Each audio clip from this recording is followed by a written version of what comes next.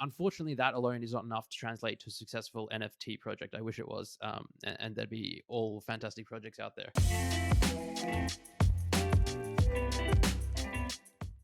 All right. Hello. Welcome to another episode of ZenAcademy Mentorship, episode 3. This is a show that we do where we try and speak with project founders who will pitch their project to Christina and myself. We will give some feedback. We'll ask some questions. We'll answer some questions.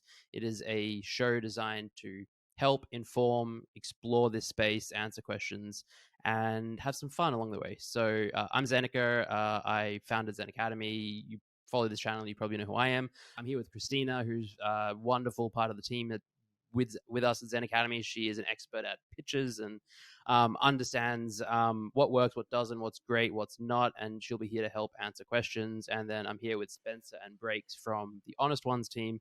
I'll kick it over to you, please, if you could intro yourselves, and then we'll jump straight into the pitch. But yeah. All right, cool. Thank you, guys. Super excited to be here. So I'm Spencer. I've been working in tech for 20 years, initially as a developer back in 1.0 days, and then moving across to business and strategy. So last 10 years, I've been in leadership roles as a director of product in e-commerce tech startups. So online food delivery, fashion, designer furniture, and healthcare. So after leaving one of my recent roles, rather than kind of jump back in, myself and Breaks here and another co-founder had been discussing creating a project, and so kind of took that opportunity to go full-time into creating an NFT project. And really, I guess part of the question was around, could I serve a greater purpose? Online food is like convenience. In fashion, I was providing savings on designer goods. But really, could I, serve a community, bring about more change and value to people? And really, I guess the mantra in Web3 is like, where in Web2, I'm building for a customer. In Web3, I'm building with a community. And I think that's really powerful and something that we're going to continue to see into the future. So that's a bit about myself. Cool. Thanks for the opportunity, guys, and having your time to listen to us. So I've been also probably in space for about 20 years in generic product roles, but always had this kind of incline to go into the creative space. I kind of started off as my, let's say, non-product roles around photography. So I was a pro photographer doing like large weddings, I wouldn't say I got bored, but kind of needed like another avenue to challenge myself. So I kind of went into e-commerce. I have a couple of e-commerce brands I started up from scratch. So gaining a lot of learnings around those spaces. I've worked in very diverse industries, so like gaming, gambling, pharmaceutical, government, fashion, all different types of things, electric mobility. So all these kind of things help me kind of bring a lot of the good parts we've seen in all of these businesses and industries. And very similar to Spencer, we kind of see the value of the community side of things. How do we, we help each other. We have like a small community between us. So, and we found that very powerful. And we almost want to now provide that out to other people. To also kind of learn not with us, and also us learning from them as well. I love it. Yeah, I mean that's what it's all about. I think the unlock and the power of community and building alongside others in a collaborative way it's pure magic when it works. I'll kick it back over to you, and if you'd like to share your screen and we'll have a look at the pitch. All right, cool. Yeah, so let's talk a bit about Honest Ones. So Honest Ones is really a brand centered around self-expression and honesty. We really believe that everyone can be everybody can be a creator. And so, our experience in the space, we obviously like invested into projects and teams that ended up, being rugs, just because at the time, the space was ripe with hype projects that, sometimes had little value behind them. And so, honesty is really a core principle. Honesty, integrity were like starting principles for us as a project. And so our mission is to empower the community to create, learn, and grow while doing good for themselves and others. And with a kind of longer term vision to ultimately create a brand that transcends art, culture, and technology. So that's kind of the initial like scope of what we wanted to achieve. And so one of the one of the problems, I guess, that we are um, trying to tackle is some of these stresses that we feel in life. And so when I initially kind of was like concepting the idea of the project, it started with that brand, like Honest Ones, and thinking about like, how do honest people behave, or what do honest people look like? And I thought about like the like self-expression, and thinking about my young kids. And so however they feel is how they express themselves, right? If they're angry, they're going to look upset. If they're happy, they're going to be clearly bouncing off the wall. And so, obviously as adults, we learn to regulate some of that, like outwardly what we show. But, we all go through work and life stresses. Right now, I think a lot of people are potentially concerned about job security. Maybe they're overworked. And from a life perspective, we go through grief, we go through breakups, or even like we're trying something new, like we're trying to do something new in Web3. And a recent study showed like a third of people regularly hide their true feelings, up to like 4 times a week. And that even gets even higher in the workplace. Like the majority of people, don't feel like they can freely express themselves at work, for fear of potential judgment or being seen as that like emotional person. And especially like millennials who are entering the early years of their career are like at a very high chance in the survey that was done of experiencing anger, frustration, and sadness in these places.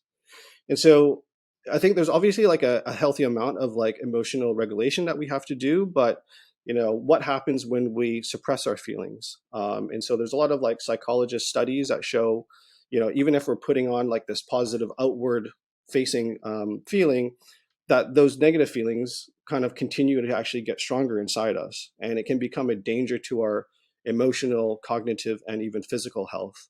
And a study at the University of Texas showed that it can even lead to aggressive behavior, right? So you'll see like things like potential like substance abuse, or even lashing out or being really short-tempered with family and friends, right? So these are all things that can happen if too often we are suppressing these type of feelings. And so, what is the tie with self-expression and emotions?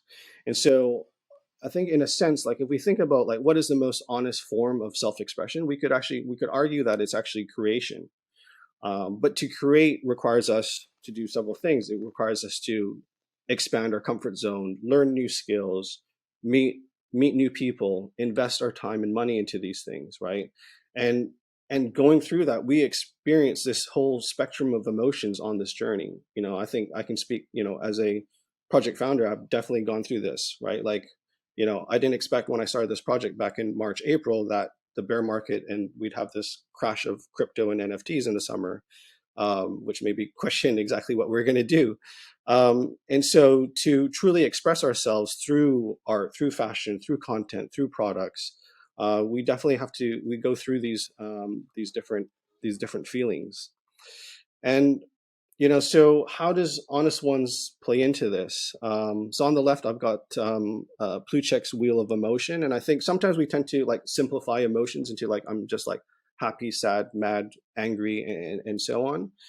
But it's actually quite, understanding emotion is actually quite complex. And so I think, what we see in Web3 already is people really starting to have like a digital identity and then a real life identity, right? And I think more and more as people start to enter the space, we're going to see this. I think that's like the way of the future, that there'll be these two kind of identities that we kind of have. And in terms of like dealing with emotion, there's some like, known steps to cope with the emotions we go through. The first step is like acknowledging the actual emotion, then confronting the cause of the emotion, owning how we actually respond to it, and then also self-care, whether that's things like exercise or mindfulness. And so where I think like Honest Ones can like provide a start to a solution, right, is we've designed over 30 emotions across our male and female characters. And one of the utilities we want to provide is the ability to actually change the emotion of your PFP. And so maybe I'm like really frustrated with the situation, but like I'm not like completely ready just to like start talking about it. But that first stuff of just like acknowledging that I'm feeling that way, then maybe I like change my honest one's PFP to the frustrated one, and I put that up. And maybe it's like not expecting everybody to reply and see how it's going, but maybe if somebody does, then over time I'm ready to like start to open up and maybe have a conversation about that. So it's really like, can we play a part in those first like early steps of like being a conversation starter? And not everything has to be as heavy, like, it's intended to be fun. And it also gives us like room to explore this sense of like digital identity and self-expression through like technology and other means in the future. And so when it comes to the art, so I had this concept in mind of, having a very emotive like collection.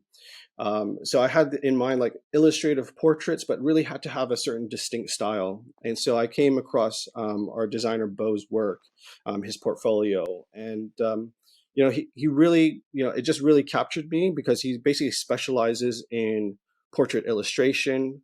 He uses like really vibrant, bright colors with these abstract shapes.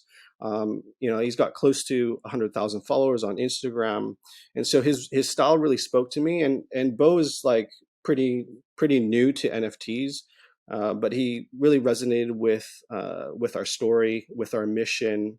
He's really got like himself like a real true artist story. His parents actually had immigrated to Germany, so he grew up in Germany, and kind of like that need to kind of feel like how do I fit in, and so on. And typical Asian parents, they also wanted him to get a proper job, and so to try to please them, he actually went to university to study architecture because he thought that might be like a bridge to art. But then within 2 months he dropped out and just had to tell his parents like he wants to do art, and that's really what it came down to. And so he's been doing it for over 10 years. You can see some of his Instagram feed there. He's worked with big publishers, worked with Adobe. Recently, he was selected by Topps Playing Cards to do a unique set of like legendary football players. So he did Ronaldo there that you can see. So he's really happy to have Beau on the team. And so just jumping back to the collection then, like I mentioned, with the design of emotions. So we've got all these unique emotions. And I think that's one of the distinct things about the collection, is where most generative PFP collections are mixing up those type of traits. They're mixing, like they're just taking an eyebrow trait, an eye trait, a nose trait, a mouth trait, and they just kind of randomize those together. We are keeping those together to actually form that emotion. Like we want you to be able to see that PFP and understand what that emotion that they're feeling is. And we really tried to make it, we want the collection to be, inclusive. So we've got a variety of human skin tones that you can see here, as well as some rare ones. We'll have over 200 traits, but we also have the different eye shapes. We've got, round, almond shape, monolid, hooded, along with all the different accessories. But really, being able to find a PFP that can reflect and be a self-reflection of you. And so, yeah, we're keeping in Beau's style, keeping vibrant colors, abstract shapes, and then applying like kind of styling to the clothing, kind of in a street kind of boho chic kind of fashion, along with some other kind of futuristic stuff that kind of fits into our story. And so, yeah, so both before Mint and after Mint, a big part of like what we want to do is a kind of create and learn with us. So we want to reserve a creator NFT vault to reward people who participate in the regular community challenges. And really it's to give people like a behind the scenes look of creating an NFT project, like if that's something they're interested in. I just really feel like there's power in just learning through actually doing. And so we've also just tried to make sure like we've got art, we've got a storyline that ties into these honest ones and these characters. And so we've kind of, I don't know, we want to have some light references to actually what's happening in the world. So the honest ones kind of are helping build this new city called Hope City, which was built with the intentions of being decentralized and sustainable. But now they face a struggle against the elite council, which is formed of influential people in the city under the guise of them helping govern, but eventually extract the resources for themselves. So people can make whatever parallels they want from that. And then on the community side, so we haven't actually opened the Discord yet. So some of this is pretty much ready. So these are kind of sneak peeks into some of the things that we have planned. So one of the things I felt in Discord is sometimes like there's a lot of kind of like small talk, like where are you from, this sort of stuff, like getting to know you. And so I really want to create these enhanced like profiles, so people can really, they can look up each other's profiles. We want to create like a community directory as well, so that people can kind of like immediately kind of see people's backgrounds, and then cut to like the maybe more important things about like, okay, what are they trying to do in Web3? What are their skills and so on? And we can also use that in the way that, Utes has done their application process, but we could also leverage that for our kind of allow list or honest list, as we call it. And the other element we have is True Syrup, which is like a in Discord kind of currency, and really it's there to, people can eventually redeem it as well for an honest list, but the idea there is to really reward engagement and participation in the community. So we really want to make it like, obviously nobody wants to grind nowadays, but we still want to make it kind of a fun way to engage with the community. And then the last thing here is honest sessions and education. And so, really starting to create content and education now, even before Mint and so on, just to show the direction we want to move. So last week I did an interview with Christian. I think Zeneca, you've actually met Christian before. He was a developer on Creeps. And so really I was trying to nail like, how, his tips for Web 2 developers interested in getting to Web 3. So he shared some really, really great insights. And we want to continue to do that for different roles in Web 3, but even people looking that are in Web 2 and like helping them with their interest in Web 3. And then we've got Gwen, who's our community manager. She's a mental health practitioner and a health and wellness manager for a first responders organization. So she's super awesome. And she's like itching for us to actually open the Discord and actually get people in there. And then my last slide is just about the collection, which really at this point is fairly like TBC, TBA. We just, as far as what we can talk about right now is like generally like a rough idea on collection. It's definitely not going to be a 10K given current market conditions. I think initially we definitely saw ourselves as an ETH project, but obviously the whole landscape has changed. And so, we were speaking to some people recently who kind of opened our eyes to looking at really considering Solana. And, I just think like what Magic Eden's really is doing is pretty forward thinking in terms of how they've got a launch pad, and they're really working closely with projects to help them in the whole marketing and launch process, which is pretty appealing. So I think we're definitely keeping our options open there. So, and potentially like there's not a lot of our type of projects on Solana. So that, all the kind of like, if you think about the, all the women-led projects and stuff have tended all to be on ETH. There's not really this play on Solana. So I don't know if that might be a good or potentially a good thing just to carve out a potential new niche there. So yeah, so that is a bit about Honest Ones. Well done, Spencer. I really enjoyed your confidence, your calm tone throughout the whole time. You actually highlighted the problem really, really well, made us, begging for the solution, like tell us what the solution is. It's the perfect way to tell the problem, to make the audience, emphasize with it. And we all did. I really like the way you created the pitch deck, the color scheme, everything related to your brand. Really, really well done. I do have some questions. Yeah.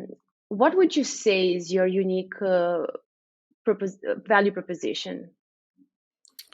Yeah, so I think I can break it like maybe like the three pieces that that I think are kind of unique to us. So I think if we start with the art, so it's an artist with a history, and he himself is continuing to build his own brand as well.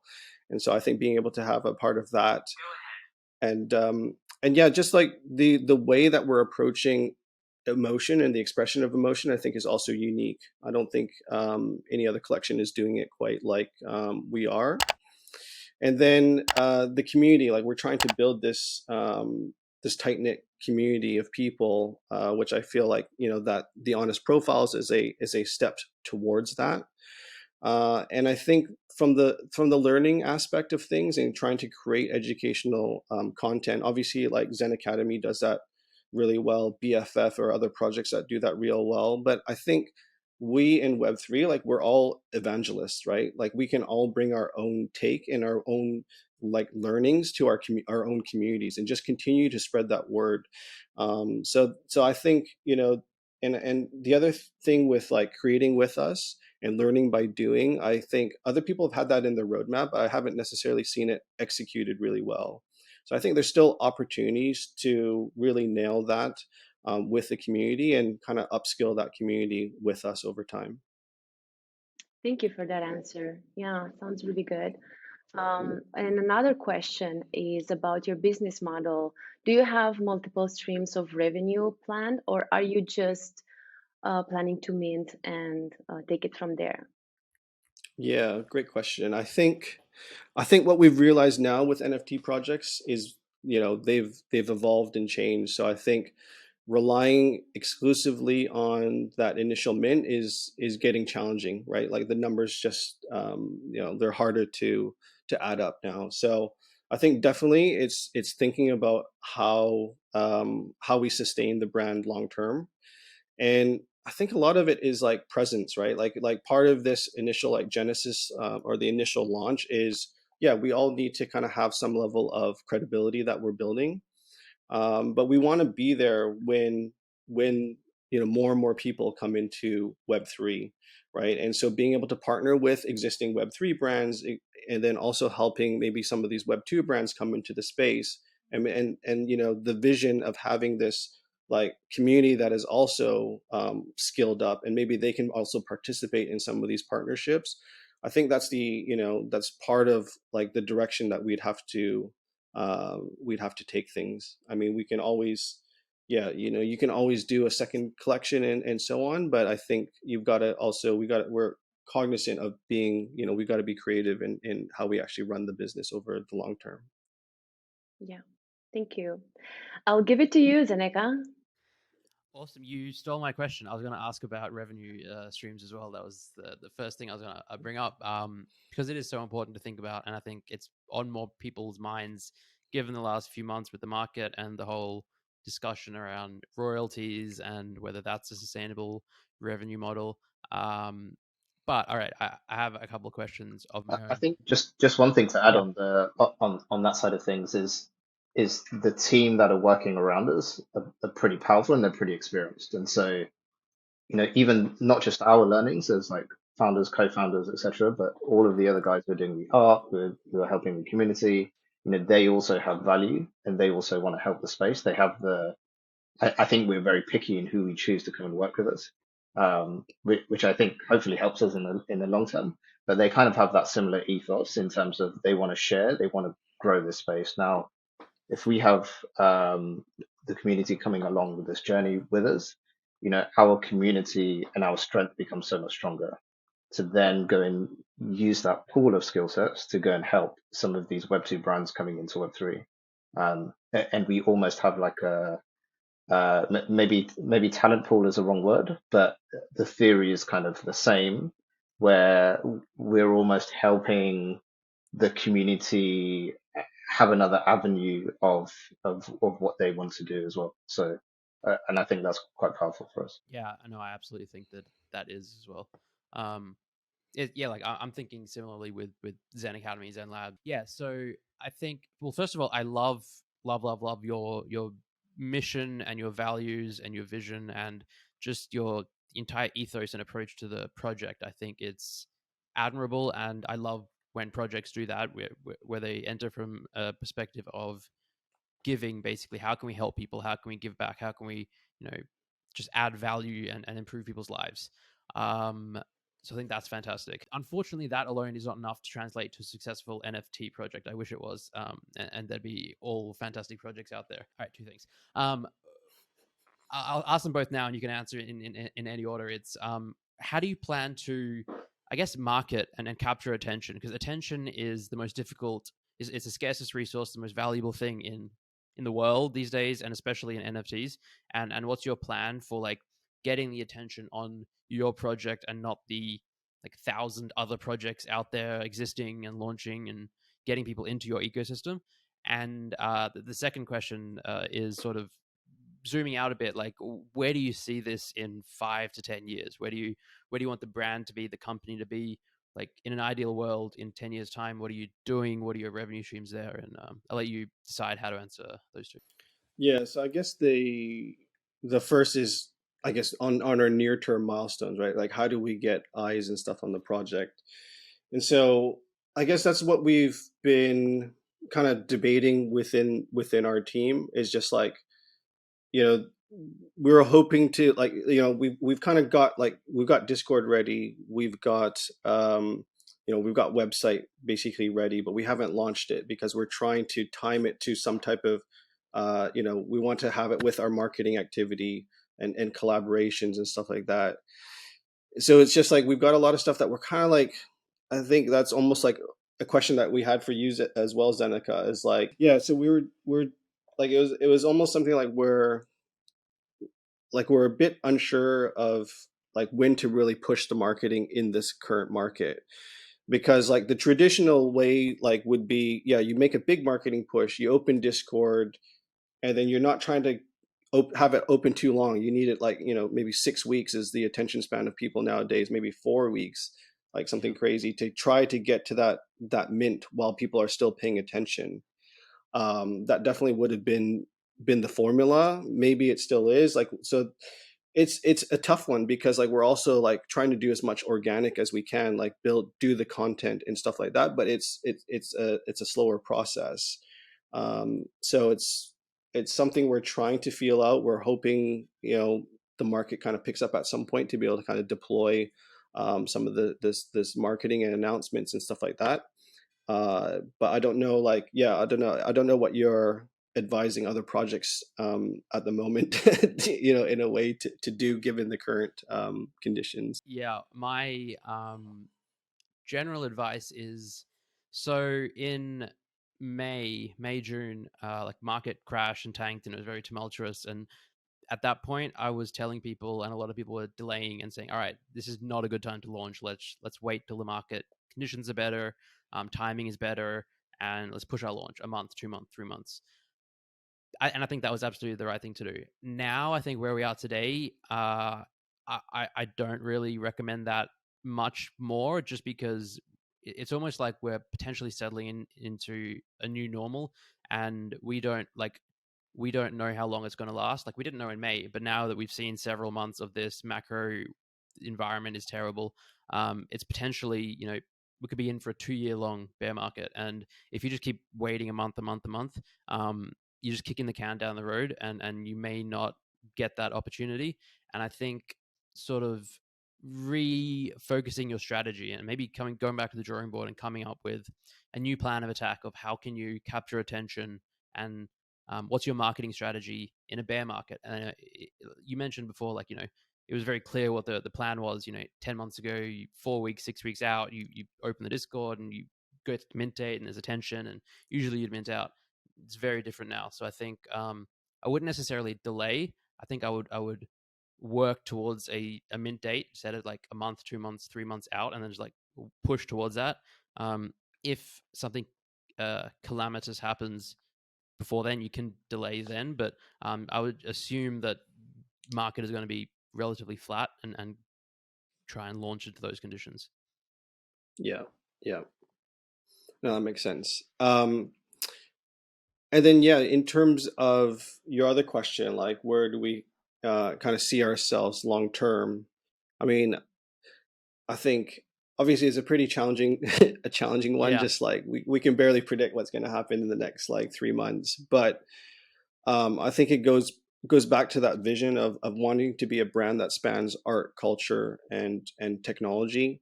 So culture, that being like Web3 culture, building a brand together with the community, and art, which can take different forms. Like, obviously we're doing the PFPs right now, but I mean, obviously there's like the obvious merch play potential, like fashion, music in the future. And then really like with technology, it's like just thinking about that, the idea of self-expression, digital identity, how we can play a role there. I think, yeah, digital identity becomes quite a big topic, I think, in the future. So just continuing to expand there. I think, the real key is just continue to be adaptive, continue to learn ourselves, and I think it's so I really just see value like of people that are still in the space is just our presence and just continuing to be here. So that's like one of the blessings of the bear, I think, is a lot of the people that came for quick money have left. So Yeah. the people that are still here like are more of the genuine believers of Web3 community, people, and technology. So hopefully that also gives, it's giving us the time to build the project in the right way as well. I think the other thing to add, which we'll probably discuss a little bit, Spencer, is around we have this community who are getting upskilled, and people see like someone who's gone through the Honest Ones program or part of the community. Regardless of what type of brand you are and what you want to do in Web3, you have access to a load of people at different levels that, super innovative and, super highly skilled. There are people who are coming in new to the space and you want something a little bit more simple. And so we kind of have that pool where we can also leverage. And the pool is big enough that we can support different brands doing different things coming into from the Web 2 space into Web 3. And again, like we've spoken about, uh, showing and proving uh, on what we're doing by doing.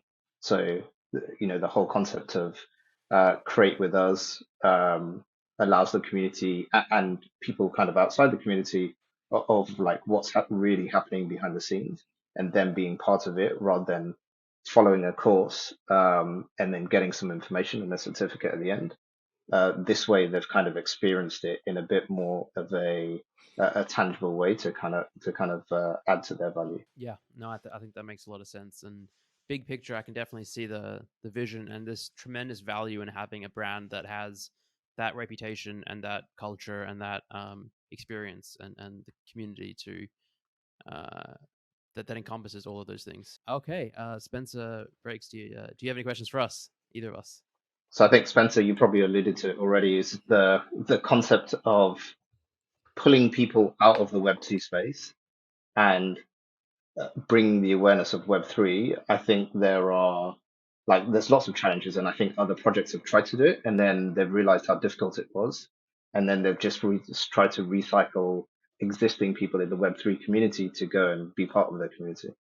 But I think there's so much value outside of that as well, um, and we really want to tap into it. But there's so many different ways. I don't know if you have any advice on how we can kind of tap in this people in the Web 2 space and bring them into Web 3. Yeah, it's something I think I was just like last 6 months I've been thinking a ton about, and it is to me like the next big unlock. And we talk about like onboarding and mass adoption and how that happens, and it doesn't happen by people coming into our discords or following us on Twitter. It's sort of like if people do that, they've already drunk the Kool-Aid, they're down the rabbit hole. And so we have to go to where they are, and like by them I just mean the people who aren't naturally inclined to be degens on Twitter or like have a early adopter mindset. And where that is literally everywhere in the world. And I think that the big ones are just the other social media platforms. So LinkedIn is fantastic. I've been posting a lot more there recently, and there's people that are like in the Web 2 space curious about entering Web 3. But like YouTube, Instagram, TikTok, Facebook, all of these platforms, having a presence there is, I think, really useful to connect and reach other people. I wouldn't necessarily go out and just like start posting on all of them at once. It's probably focus your efforts on one of those platforms and connect and build a community and audience there, and then maybe branch to another, as well as just in real life. And I think that is like one of the best ways to connect is meeting people face to face in person. And this like, every week there's another conference. There's like 3 conferences a week about Web3, about crypto, about NFTs, about anything like that. But there's also tech conferences and consumer conferences and product. Like there's so many ways you can go and meet people. And like at this point, most people that are like fairly like a little bit switched on, they know about NFTs or cryptocurrency at the very least. They know about that and the blockchain. And I think that by just connecting and just like explaining to them what you're up to, you know, how NFTs work and why you're doing it, and just yeah, there's no shortcuts. It requires just infinite amount of time and hours, and you know, making those one-to-one connections and meeting people. But to me, that's the best way to bring people in from Web 2, basically directly into your project and community, but like into the space, and then they will have a very close connection to you and your project because they'll always have that connection. So yeah, hopefully that's helpful. Zeneca, I had a question, like just in terms of ZenAcademy, and you know how you've seen maybe engagement change over the course of this year, and I guess also you've kind of maybe shifted your strategy uh, in ZenAcademy. But I was just curious to hear from your Yeah. perspective. Yeah, there's no sugarcoating it. Engagement is just down across the board. ZenAcademy is no uh, exception. I am happy with where the engagement is. Like there still is activity in there, and there's a wonderful core group of people, kind of like you mentioned before, where during the bear market, the people that were just here to make money have kind of left, and the people that are a little more serious and dedicated stick around, and we still get new people joining us. In terms of metrics, I would say engagement is down like 70 to 90% in ZenAcademy and all the servers in terms of number of active members, people chatting every day. It's just there's no two ways about it. Engagement is down, but that's across the board, and I think that it's just the new reality. I'm not stressed about it. I'm not fussed about it. I think it's about quality over quantity, and ensuring that the people that are around are enjoying the Discord and the community, and getting value out of it, and making connections and helping one another. Um, in terms of like mindset shift or like things that maybe have changed over time, it really has evolved significantly, and there's been various different, I guess, unlocks where. So I launched the Discord about a year ago, and then the NFT came in November, and ZenAcademy was quote unquote just the Discord server. It really was 99% a Discord server. That's where we did everything. That's all it was. That's all the token got you, was access to that basically, and figuring out more to come later. I think that within the first few months, I was trying to figure out like what's next. What do we do? What do we make ZenAcademy? And I kind of looked at what all the other projects were doing, and like mintless giveaways was one thing. There were alpha groups that were like programming really great bots to like look at floor depth charts and really good analytics. And there was just like all these things, and I was like, hey, that's cool, and I was like, let's do that. And it ended up, I think, confusing the server. And you know, we are not an alpha server. We should not be paying people to program tools for it's like that's too advanced, I think, for ZenAcademy. And so I fell into the trap of you know, people do it all the time with NFT projects, where like every week or month, especially last year, it was one big thing that was like a project would release ERC20 or a DAO, and then every other project would copy it. This year it was free mints. Free mints came out, and then and I did the same thing with Discord server, where I was like, all right, what is other, and then I just copied it, and then engagement dropped, and that was even during a bullish market, like December, January, February, March. And so then I was like, why is engagement dropping? And I sort of went back to the drawing board, and I was like, well, it's because I just changed what we were. It's like people were drawn to ZenAcademy for you know, what we were, the community, the vibes that we had, and then all of a sudden now we're trying to be something totally different. And so I went back, and like now we're just staying true to ourselves and not trying to change too much. And yes, that might mean that some people would be like, hey, why aren't you doing this or that, or this server's doing that? But I think it's more important to stay true to yourself, be consistent, and have that baseline pulse throughout the community, so that there's like security and stability and people understand what it is. And then last thing I'll say on this is a more recent thought over the last month or so, where I've realized that while Discord is good, it's great, it's a great place to have a community. I used to think it was like the heart and soul and everything of a community, and it kind of was for ZenAcademy and for most NFT projects. But now I'm realizing that uh, ZenAcademy, the community, it exists way beyond Discord. Like there's people on Twitter who have a token and they just know they don't come in Discord, but they're still members of ZenAcademy. There's people that watch these YouTube videos and maybe they have a token, but they don't join the Discord because they don't like Discord, or they don't like text chats, and they don't have the time. They have a family, they have jobs. It's difficult for everyone to be in a Discord server chatting and keeping up to date, let alone in 100 Discord servers and getting pinged all the time. So I've just started to realize that Discord is now like, it should be one small part of the brand, the community, and it's great for the small core group of people that are interested in being in basically a chat room and chatting throughout the day and have the time for that. But it's really important to implement procedures and ways to communicate with your community and have a cohesive thread throughout various different mediums, so that you're not losing the people that hate Discord basically, and there's a lot of them, and especially in the bear market.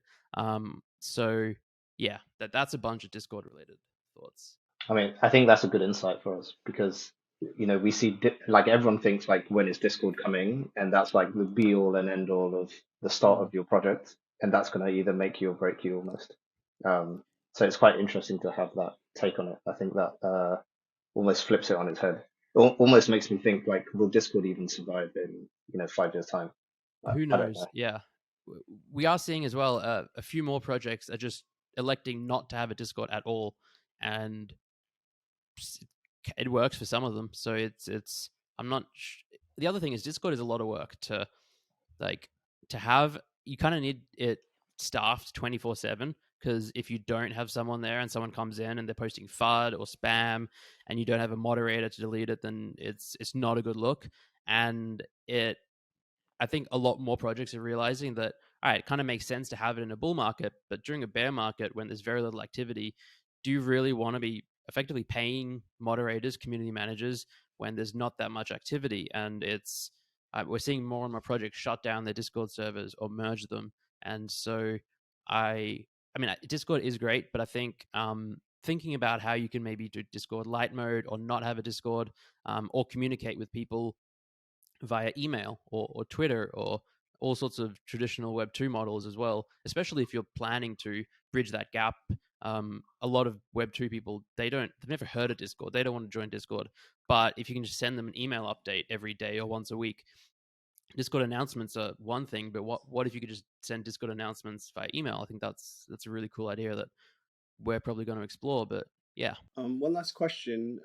Just in terms of like trying to support artists that are trying to get into the Web3 space, like obviously like that isn't maybe a PFP collection, because like our experience working with Bo, obviously creating a PFP collection is a very different way for the artist to work, compared to how they might normally. So if we want to help, artists, do you have any advice, or have you seen some other maybe ways that people like artists have gotten into Web3? Yeah, it's a little tricky and a little daunting for artists to get into Web3, because just like anyone getting into Web3, the learning curve is really, really steep. But I think especially for artists, they're entering.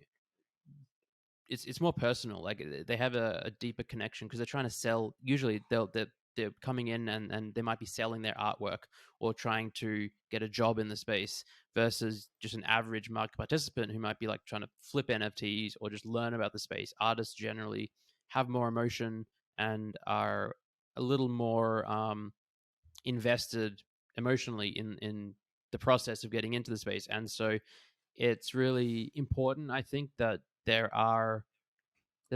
have a good, like a soft landing into the space, or like a good on ramp experience and process. And I mean, the best way is just having someone or some people, ideally artists themselves, or just but anyone in the space, to like hold their hand, basically white glove service, and answer their questions. And anyone entering the space is going to have 1,000 questions, and there's no shortcut to just, I mean, there's no substitute for actually being there and giving that human one-on-one response and being like, hey, be careful of this. There are scams here. And they're going to have questions on like, how do I mint my NFTs? What is minting? What blockchain do I go on? It's just infinite questions. And I think just making yourself available and being extraordinarily open and communicating that the learning curve is steep and there's no stupid questions, because there's so much to know, and that, this goes for everyone.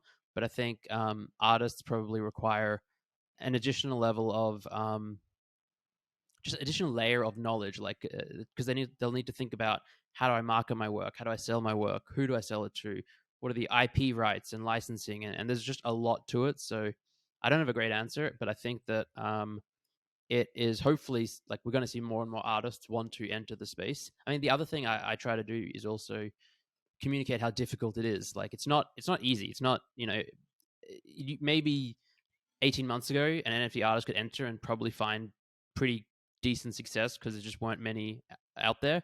But now we're at the point where like the cat is out of the bag. There's a ton of artists, amazing artists, ton of amazing art, and it's similar to the traditional world where it's difficult for an artist to sell their work. It's one of those things in life where it's supply is outpacing demand, and it's possible, and there's plenty of opportunity in this space, and the market is global, which is so much better than what most artists are used to, but it's still difficult. So I think that's an important piece to communicate.